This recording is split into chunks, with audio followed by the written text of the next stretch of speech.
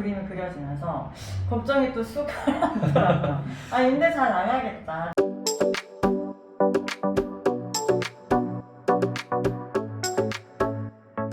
예, 안녕하십니까. 오늘은 설계사무소를 만나서 설계를 진행을 할 때 어떤 식으로 진행을 하는 것이 정확한 정답인지에 대해서 여러분들에게 소개를 해드리려고 이렇게 모였습니다. 각자 소개 좀 한번 해주시죠. 예, 소장님. 네, 안녕하세요. 스튜디오 22 이동호 소장입니다. 예, 그래서 네. 설계사무소 소장님이시고요. 네, 소개 한번. 안녕하세요. 저는 조자연 대표님의 수강생, 치복의 수강생입니다. 네. 네, 이번에 함께 프로젝트 진행하게 됐습니다. 예, 간단하게 얘기하면 이제 건축주 되시고, 네. 예, 설계사무소 소장님이십니다. 대부분 이제 설계를 진행을 하실 때 설계사무소를 이제 선정을 해서 계약을 하게 되면 설계사무소에서 그 사이트에 맞는 설계안을 갖고 오시게 되는데 대부분의 설계사무소에서 이렇게 얘기를 하죠. 이게 정답이다. 이거밖에 안 나온다. 라고 얘기를 하시면서 그 한 가지 안으로 해서 계속 진행을 하시려고 하시는 분들이 가끔 계시죠. 네. 예. 실제로 네. 제가 이제 동네 저희 부모님 거기 오래 사셔가지고 동네 부동산 중개인 분이 소개시켜 주신 네. 건축사무소에 한번 의뢰를 주셨는데 네. 딱 안 하나로 전 그래도 수업을 들었으니까 네. 대충 보이긴 하는데 이렇게밖에 안 나온다라고 하는 걸 실제로 저도 들었어요. 그래서 우선 그렇군요, 알겠습니다. 다세대 하나로 가지고 와 주셨더라고요. 그래서 보통은 이렇게 하시는구나. 강의에 들었을 때 직장사 분들을 뭐 폄하하는 건 아니지만 보통 이렇게 이루어지는구나. 내가 만약에 강의를 안 듣고 하나도 모르는 상황이었으면 이렇게 되는 거구나 라고 했겠다 생각하긴 했어요. 그렇죠. 네. 다들 이제 거의 대부분 분들이 뭐 평생에 집을 10번, 20번 짓는 분들보다는 네. 한 번이나 두 번 이렇게 지어 보시는 게 거의 대부분이다 보니까 네. 처음 하는 거죠. 처음 하다 보니까 이 세계를 잘 모르니까 안 해봤기 때문에 이게 정답이다라고 얘기를 하게 되면 원래 그렇게 하나 보다라고 그런가 보다 하게 그런가 되는 보다. 거죠. 네. 그렇구나. 그렇구나. 이렇게 이게 되는 맞구나. 그런가 보다 이렇게 네. 되는 거죠. 그렇게 되는 경우 굉장히 많이 있어서 오늘 네. 이 영상을 찍는 건데 네. 저희가 지금 이제 진행을 하는 사이트는 우리 그 건축주님, 우리 수강생분의 어머니 아버지가 원래 이제 사시던 집을 오래된 집이죠. 네, 오래된 단독주택. 네, 그걸 이제 철거를 하고 이제 새로 지어서 원룸 건물이나 다세대 주택 또는 다가구 주택 여러 가지 이제 알트를 놓고 검토를 해서 진행을 하시기 위한 프로젝트입니다. 네. 예. 그래서 설계사무소하고 이제 만나서 인사를 했고 그리고 대략적으로 이제 생각하시는 거를 이제 전달을 해드렸죠. 네. 전달을 해드렸는데 오늘 이제 그 이후에 만나서 이제 안을 가지고 첫 번째 만난 건데 요 첫 번째 여러 가지 알트를 가지고 오늘 회의를 진행을 했어요. 네. 그래서 그 내용들이 어떤 것들이 있고 또 어떻게 진행됐는지에 대해서 검토하신 부분에 대해서 네. 우리 소장님께서 간단하게 말씀을 한번 해주시겠습니다. 네.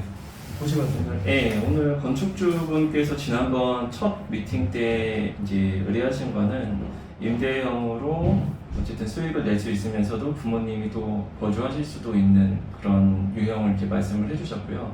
그러다 보니까 이제 주택이라는 그냥 카테고리 안에서도 다세대도 있고 다가구도 있고 뭐 다중주택도 있고 그러니까 그 여러 가지 중에서 이제 최적의 안을 이제 찾아 드리는 게 이제 저희 역할이다 보니까 그 유형별로 그래서 이번에는 저희가 그 준비를 해왔어요. 대안을 그 다세대 주택, 다가구 주택, 뭐 다중주택.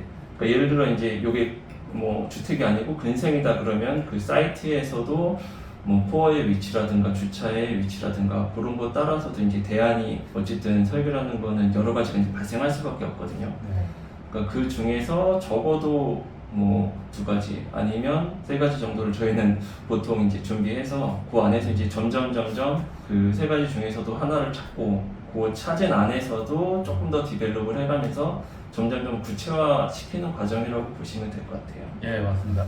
거의 대부분의 설계사무소에서는 이렇게 여러 가지를 검토를 하시는 거 굉장히 좀 힘들어 하십니다. 왜냐면 이제 시간이 많이 들어가고 노력이 많이 들어가다 보니까 이제 빨리빨리 일을 진행을 하시려고 하다 보니까 이런 경우가 거의 없는데 특히 5번 사이트 같은 경우에는 다세대 주택, 그리고 다가구 주택, 또 다중주택 이 세 가지를 함께 해야 되니까. 그렇죠. 함께 네, 다 같이 검토를 해본 거죠. 네. 어떤 게 최적인가 이거에 네. 대해서 같이 검토를 한번 해봤습니다.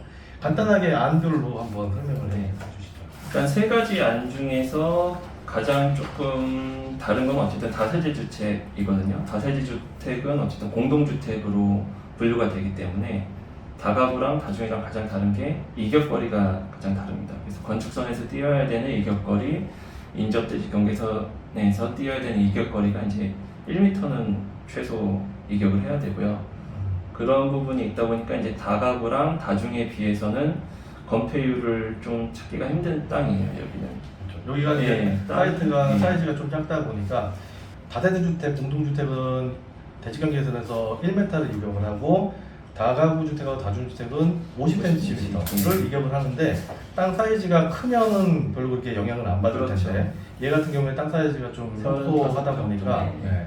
하다 보니까 건폐율을 다 이제 못 찾게 된 그런 경우가 예. 생기는 거죠. 예. 그래서 다세대 주택으로 검토했을 때는 어쨌든 4개 층에서 다세대 주택 한 세대씩 해서 4개 세대를 만든 거고, 다가구 주택 같은 경우는 1층에는 근린생활시설, 2, 3층에는 다가구 주택 각 2가구씩, 그리고 4층에 1가구. 그래서 다가구 주택 5개, 근린생활시설 1개 이렇게 구성이 된 거고, 다중주택 같은 경우는 지하에도 이제 주거를 추가로 넣을 수가 있기 때문에 지하까지 지금 고려를 하시고 계신 상황이어서 지하에도 다중주택 하나, 2층이랑 3층에 다중주택 각각 2개씩, 그리고 4층에 하나 해서 총 다중주택 6개랑 1층에 10평 이상의 이제 근린생활시설을 확보할 수 있는 걸로 저희가 검토를 했습니다. 네.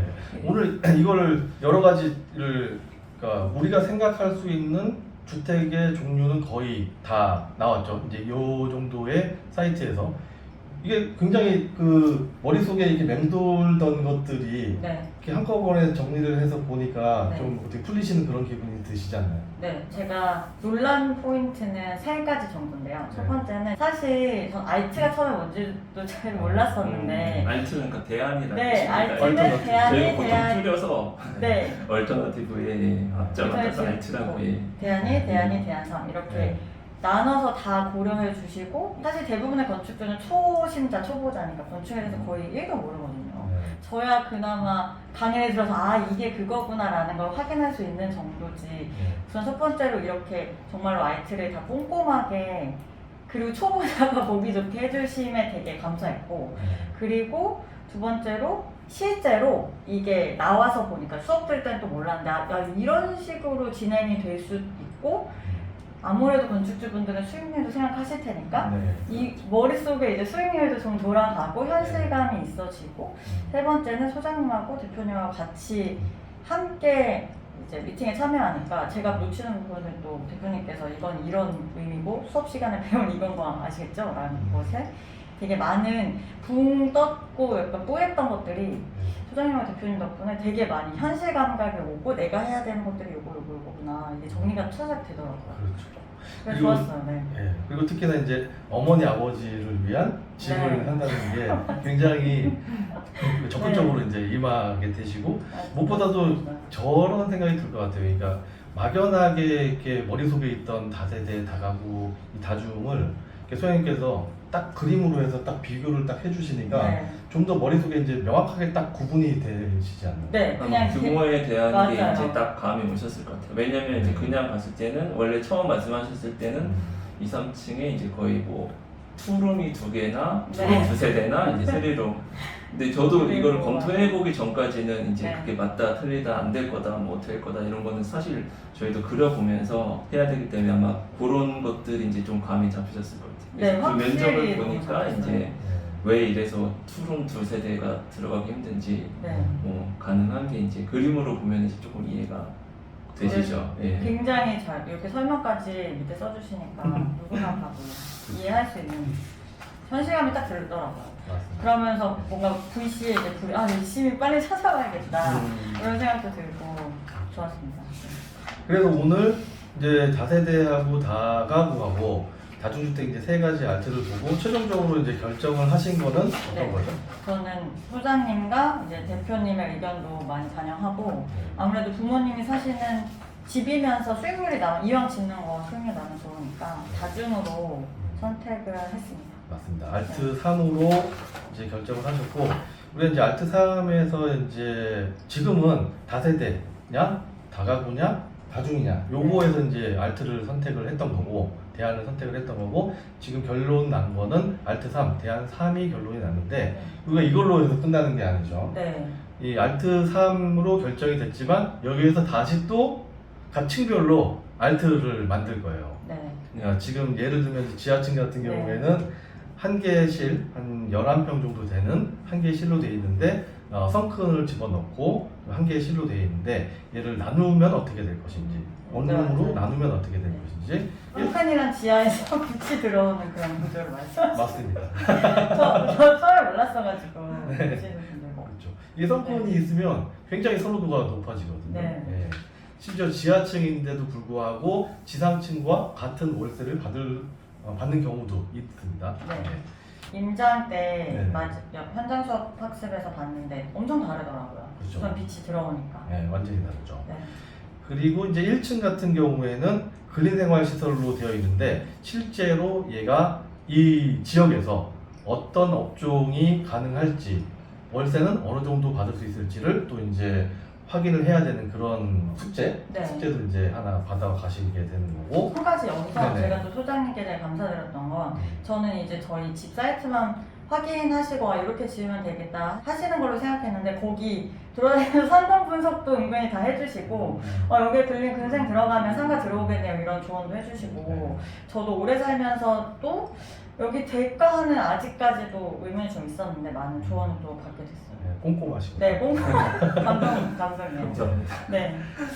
그리고 이제 2층하고 3층 같은 경우에는 어머니 아버지가 이제 사셔야 되니까 주인 세대를 어떻게 구성을 할 것인지 하고 또 2층에다가 주인 세대를 할 것인지 3층에다가 할 것인지에 대한 얘기도 나눴고 요 2층 3층에 대한 평면은 현재는 지금 1.5룸 2개로 구성을 했는데 다음번에 만날 때는 이제 1.5룸 2개에다가 원룸으로 했을 때 3개가 들어가는 면적이다 보니까 그 부분에 대해서 우리가 또 이제 알트 대안을 한번 작성을 해서 같이 얘기를 나누기로 예정이 되어 있습니다. 네.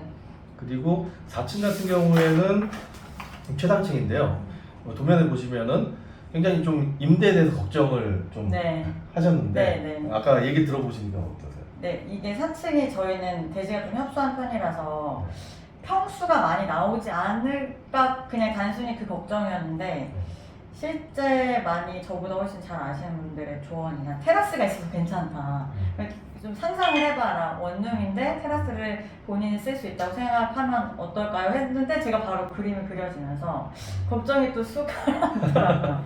임대 잘 나가겠다. 테라스를 나 혼자 쓸 수 있다면 그런 그렇죠. 장점들을 제가 또 흡수했고 네, 그러면서 두 분의 또 도움을 많이 받아서 되게 안심이 됐던 것 같아요. 건축주 입장에서는 모든 게 두렵거든요. 그러니까 우선 그런 에코티를 쓴다는 거, 한 번도 사업가가 아닌데 에코티를 내가 레버리지 사용하고 쓴다는 것도 되게 두렵고, 건축도 잘 공부해도 잘 모르니까 모든 게 두려움으로 다가오는데, 이런 과정을 거치면서 수업부터 이런 벌써 설계 미팅도 2번째 하면서 전문가분들의 레버리지를 제가 이용하는 것 같아요. 되게 즐겁고 설레고 물음표가 약간 느낌표로 변하면서 할 수 있겠다 이런 힘을 많이 실어주셔서 좋은 것 같아요. 그렇죠. 지금 소장님의 그 다년간의 경험과 네. 저의 경험을 이제 다 모아가지고 네. 여기에다가 지금 풀고 있는. 네, 제가 이렇게 쏙쏙 뽑아먹고 있는 거죠. 네. 네. 그리고 특히 방금 말씀하셨던 이 4층 같은 경우에는 본인이 쓸 수 있는 전용 면적보다 거의 2배 이상의 테라스를 쓸 수가 있어요. 그죠? 네. 어쨌든 요즘에 외부 공간에 대해서도 수요가 네, 있고 맞아요. 오히려 그런 거를 있는 외부 공간을 쓸 수 그렇죠. 있는 데를 찾는 또 분들이 또 분명히 많아지는 있을 것 추세니까. 네. 1인 가구도 많고. 네. 어쨌든 그렇죠. 같은 평수에 이제 다른 실보다는 훨씬 그래서 저희가 잘 보기에는 유리한 거죠. 그렇죠. 아까 회의 시간에 제가 같은 값이면 네. 저 같으면 이 집에 들어가요. 저도 맞아요. 저도 듣고 나니까 맞아 내가 그 생각 못했지 이런 네. 생각 들더라고요. 그래서 이게 이제 4층 평면이고 그리고 설계 회의 때 제가 좀 가장 중요하게 생각하는 게 있는데 대부분 설계 회의라 그러면 이제 평면 보거나 뭐 층수 보거나 이거에서 끝나는데 가장 중요한 부분이 또 하나가 뭐냐면 스케줄이에요. 스케줄. 예, 이 스케줄을 한눈에 볼 수 있게 전체 이제 기획 설계에서부터 언제쯤에 완료가 돼서 이제 들어갈 수 있는지까지 스케줄표를 만드는 게 굉장히 중요한데 이 스케줄표의 구성에 대해서 간단하게 좀 말씀을 해주시죠. 크게 보면은 뭐 이건 사무실마다 조금씩 이제 뭐 다를 수도 있는데 저희 같은 경우는 크게 이제 설계를 4단계 정도로 이제 구분을 하거든요. 네. 처음에 하는 게 기획 설계, 그다음에 계획, 그다음에 중간 실시 이렇게 나눠서 진행하는데 오늘 한 게 이제 기획 설계 회의라고 보시면 돼요. 그러니까 처음에 미팅을 해서 이제 요구사항 임대주택이고 그 중에 이제 임대주택 중에서는 방향을 아직 잡지 못하셨으니까 저희가 주택 중에서 다세대 다가구 다중으로 이제 큰 방향을 정하기 위한 설계라고 보시면 되고요. 제가 바로 전에 했던 거 말씀하시는 거. 그다음에 오늘 한 것까지가 이제 까지가. 기획 설계라고 보시면 돼요. 그래서 큰 방향은 오늘 다중주택으로 일단 정한. 가기로 정한 거로 이제 보시면 되고 네. 요 다음 스텝은 이제 그 다중주택 안에서 좀 조 대표님께서 말씀하신 그런 각 층별로 이제 2개로 나눌 건지 네. 아니면 조금 3개로 나눠서 조금 더 방이 작더라도 어떤 수익률이 더 극대화될 수 있는지 네. 그거를 이제 검토하시는 거. 그래서 그런 것들을 대안을 찾으면서 좀 더 구체화시키는 거죠. 다중주택 그 대안에 대해서. 그거를 이제 계획 설계라고 보시면 되고 중간 설계 때는 이제 허가를 받는 거로 보시면 돼요. 그러니까 계획 정리된 거를 이제 계획 단계에서 이제 심의가 있는 경우는 지금 같은 경우는 이제 심의까지 포함이 될 거로 예상이 되기 때문에 네. 계획 설계에서 심의를 하고 그다음 중간 설계에서는 건축 허가를 받는 거죠. 네. 이 허가를 받아야지만 사실은 설계가 이제 완벽하게 70-80% 끝났다고 이제 보시면 되고요. 네. 그래서 법적으로 어쨌든 이 설계가 유효하다는 거를 이제 관에서 인정을 받는 거기 때문에 거기까지가 중간 설계로 보시면 되고 그 다음 실시 설계는 이제 허가 받은 도면을 가지고 조금 더 구체적으로 네. 공사하기 이제 할 수 있죠. 현장에서 보실 때 이제 필요한 세부적인 치수들, 뭐 더 필요한 상세도들 그런 거 뭐 아니면 기계 전기 그런 소방 같은 것들을 다 저희가 크로스 체크를 하면서 공사에 필요한 도면을 더 디테일하게 작업하시는 과정이라고 보시면 될 것 같습니다. 예, 맞습니다. 요거까지 다 포함해가지고 스케줄을 잡고 그 다음에 여기에 연결을 해서 건축주가 하셔야 되는 뭐 대출이라든가 허가라든가 또 철거 또 그 이후에 착공 또 시공사 선정 이런 부분들을 뒤에다가 갖다 붙이면 이게 이제 뭐가 되냐면 이제 마스터 스케줄이 되는 거죠. 전체 사업 계획이 되는 거고 특히 제가 그 처음에 이 만난 지는 거의 이제 뭐 3년 지나가는 것 같은데 소장님을 처음에 뵀을 때 제가 아 이분하고 같이 해야 되겠다라고 생각했던 가장 큰 이유 중에 하나가 예전에 제가 이제 근무했던 곳에서 일을 했을 때 또 소장님이 예전에 근무하셨던 회사가 서로 이렇게 컨택이 돼가지고 일을 진행을 했었던 경우가 있었고 네. 제가 그때 경험했을 때 그 회사에서는 일을 어떻게 진행을 하는지는 제가 이미 익히 잘 알고 있었거든요. 특히 지금 말씀하셨던 기획 설계, 계획 설계 그리고 여러 가지 대안들, 알트들을 제시를 하고 그걸 어떻게 그 이후에 풀어나가는지에 대해서 제가 익히 알고 있었고 지금 말씀하셨던 기획 설계, 계획 설계 또 이제 중간 설계, 실시 설계까지 이 스케줄에 맞춰가지고 진행하는 부분에 대해서 제가 어느 정도 그 신뢰감이 있었기 때문에 그때부터 이제 계속 같이 하게 됐고 대부분 다 이렇게 하는 게 아니고 우리는 이제 그 CD, DD 뭐 이렇게 해서 절차를 나누긴 하는데 대부분 처음에 아까 네. 그 말씀하신 것처럼 이거 안 해요. 네. 안 하고 그러니까요. 설계 도면 이렇게 딱 해가지고 이렇게 됩니다. 네. 할래 말래. 네, 맞아요. 저도 만약에 수강하거나 수강하지 않았거나 진짜 설계사 스튜디오이라고 하지 않았으면 그런 식으로 흘러갔을 것 같아요. 그냥 동네에 있는 좀 똑같은 네. 다세대 빌라였잖아요. 네. 그렇게 흘러갔을 것 같아요. 모르니까 네. 거기 두렵기도 하고 모르니까 말 그대로 그러니까 수업에서 말씀하셨던 갑과 을이 바뀌는 그런 형태로 그냥 이렇게 흘러가지 않았을까 하는 생각이 들어요. 아마 설계비가 이제 뭐 설계비 견적을 이제 받아보시고 그게 네. 딴 데보다 현저하게 이제 저렴하다. 그러면 이제 그런 것들이 많이 이거다. 압축되어 있을 네. 가능성이 높다고 보시면 되고 어쨌든 제대로 설계비를 받고 제대로 이제 그 프로세스를 하는 사무실들은 네. 보통 뭐 단계는 조금씩 다를 수 있지만 네. 보통 이런 과정으로 거의 진행을 할 거예요. 그래서 아마 네. 그런 거는 뭐 홈페이지라든가 네. 어떤 포트폴리오. 식으로 맞아, 포트폴리오 맞아. 같은 거를 뭐 잘 참고해 보시면은 아마 네. 선정하시는데 그렇죠. 도움이 될 도움이 것 많이 같습니다. 될 것 같아요. 제가 강의 때 그런 얘기를 하거든요. 사실 설계 계약을 한 다음에 제가 풀세트 도면을 이렇게 보여주면서 두께가 이만하거든요. 근데 도면 다 그렸습니다라고 한 다음에 요만한 도면이 나올 수도 있어요. 있을 거 다 개요, 배치도, 평면, 인면, 단면 있고 각 상세도가 들어가 있는데 도면이 두께가 요만해. 얘도 끝났어. 얘도 끝난 거예요, 설계가. 네. 그러면 이제 현장에서 다 맞춰 먹는 거예요. 현장에서 음. 도면에 나와 있는 게 없으니까 현장에서 그냥 작업자들이 이건 이렇게 했지, 저건 저렇게 했지 하다 보니까 돈도 계속 더 들어가고 이게 맞는지 틀린지 서로 모르고 이렇게 되는데 이 같은 설계가 끝났습니다 했는데 어떤 도면은 이만한 두께로 나온단 말이죠. 네. 그러면 10장을 그린 거하고 네. 100장을 그린 거하고 당연히 퀄리티는 당연히 다르겠죠. 그리고 그거는 어떻게 결과물로 오게 되냐면 건축주의 이 손해로 다가가는 거죠. 그러니까 현장에서 이게 맞춰 먹다 보면은 작업자들이 더 뭐 생각이 다 다르고 경험이 다 다르다 보니까 도면에 없으니까 자기가 그냥 아는 대로 한단 말이에요. 나중에는 파이프가 어디에 묻혀 있는지 네. 이거 어떻게 해서 이렇게 올라왔는지를 전혀 몰라요. 그리고 특히 준공이 된 다음에 도면에 안 나와 있으니까 얘가 어떻게 형성이 되는지 모르니까 나중에 유지 관리할 때도 굉장히 어려워지거든요. 그래서 여러분들 혹시라도 아직 시작을 안 하셨다면 그냥 아까 처음에 만났던 그런 형태로 하시는 설계사무소보다는 절차를 지키고 좀 제대로 된 진행을 하는 설계사무소를 찾아서 진행을 하시는 게 여러분들 사업에 도움이 될 걸로 예상이 됩니다. 다음번에 또 기회가 되면은 이 디자인이 네. 어떻게 디벨롭이 되는지 다시 모여서 한번 여러분들에게 안내를 해드리도록 하겠습니다. 마무리하기 전에 네, 한마디.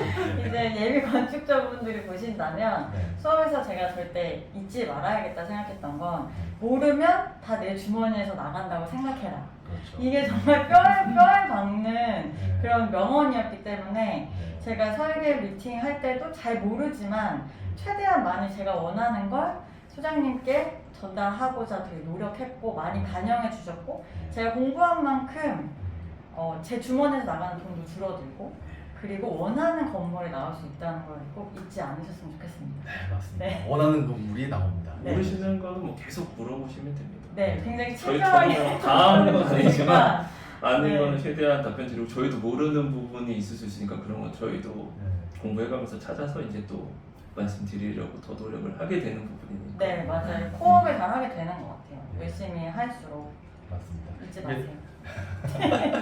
이게 이 하나의 프로젝트를 위해서 이렇게 마음을 모아서 하나의 프로젝트를 완성해 나가는 이 작업들이 상당히 즐거운 작업이 돼야 되고 네, 맞아요. 여러분들도 그렇게 됐으면 좋겠습니다. 네, 예, 오늘 영상 시청해 주셔서 감사합니다. 감사합니다.